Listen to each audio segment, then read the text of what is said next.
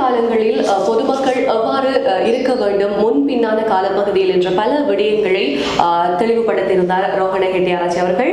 அதனைத் தொடர்ந்து தேர்தல் காலங்களில் அதிகளவான சட்ட மீறல்கள் இடம்பெறுவது எல்லோருமே அறிந்திருக்கக்கூடிய விடயமாக இருக்கிறது. அந்த வகையிலே இந்த தேர்தல் காலங்களில் இடம்பெறக்கூடிய சட்ட மீறல்களை தடுக்க நாங்கள் கையாளக்கூடிய நுட்பங்களை எங்களுக்கு தெளிவுபடுத்த முடியுமா?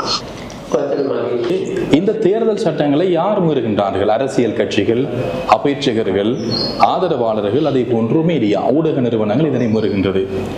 இதனை தடுக்க சட்டம் காணப்படுகின்றது. தேர்தல் சட்டம் இருக்கின்றது.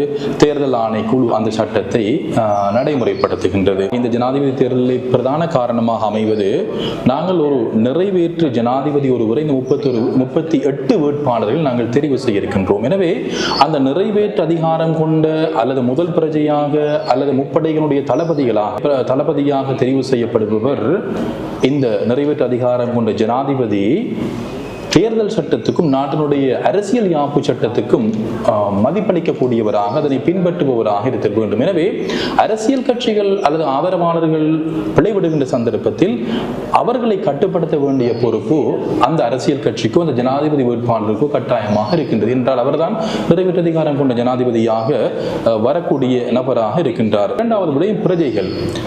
உங்களுக்கு தெரியும், இந்த சுவரொட்டிகள், அதே போன்று கட் அவுட், பதாதைகள், சட்டவிரோத கூட்டங்களை ஏற்பாடு செய்வது அல்லது சில தடை தாண்டிய கூட்டங்களிலே பங்கு பெற்றுவது போன்ற விடயங்களை கூட அதில் பிரஜைகள் தான் பங்கு பெற்றுகின்றார்கள்.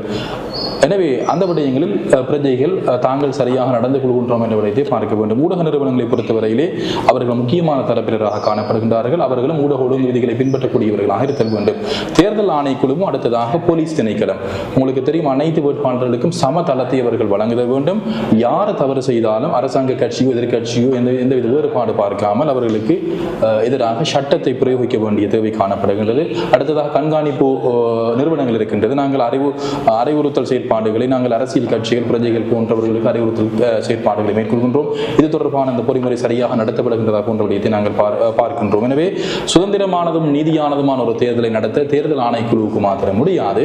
பொறுப்புள்ள பிரஜைகள் என்ற அடிப்படையில் துறைசார் நபர்களுக்கும் அந்த விடயத்தை நாங்கள் பார்க்க வேண்டிய தேவை இருக்கின்றது.